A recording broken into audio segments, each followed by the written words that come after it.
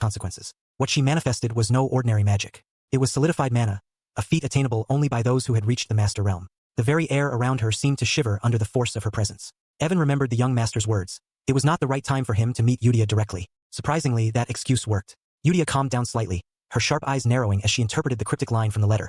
A message that only she and her master could understand. Evan, standing nearby, could only stare in utter bewilderment at the scene unfolding before him. Despite her Yandere-like intensity, Yudia insisted she understood the meaning of the message. This girl, resembling a certain bloodfallen from Overlord in both appearance and aura, was no ordinary child. She carried the wrath of her monstrous lineage, destined to become the infamous Bloody Queen, Yudia. Yet now, thanks to the young master's intervention, she had been spared the destructive path the game had foretold. Back at the estate, the young master allowed himself a brief moment of satisfaction. He had, in his own small way, stretched the span of his peaceful life a little further. As sleep approached, he imagined the moon above casting an approving glow, almost as if the celestial body itself were cheering him on. Before dozing off, he placed a primrose flower on his bed. A quiet, personal ritual. All he truly desired was a long, comfortable life free of chaos. It seemed like such a modest wish. In the Astria kingdom, primroses symbolized remembrance for wounds or old scars, often placed during funerals.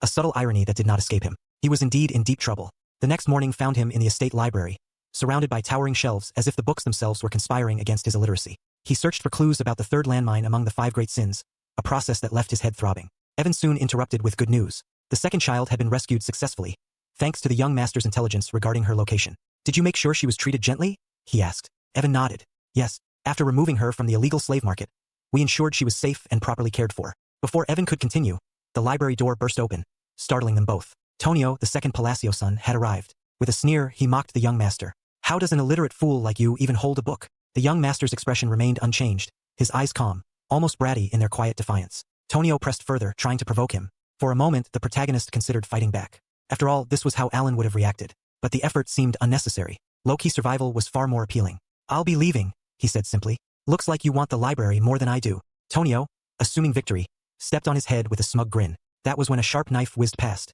embedding itself into the wall and narrowly missing him. Another voice cut through the tension. Leo Palacio, the eldest son, had arrived, chastising them for making too much noise. As the two brothers began bickering, the young master quietly crawled away, unnoticed. In the game, he remembered that the Palacio family fell quickly during the first subquest, but their real-world power and influence were far greater than he had anticipated.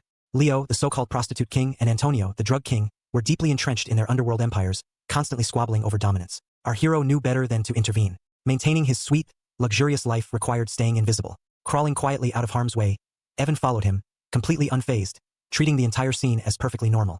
Adjusting his young master's hair, Evan reflected on the strange duality of the boy before him. Despite his lazy demeanor, the young master possessed knowledge far beyond what seemed possible for someone like him.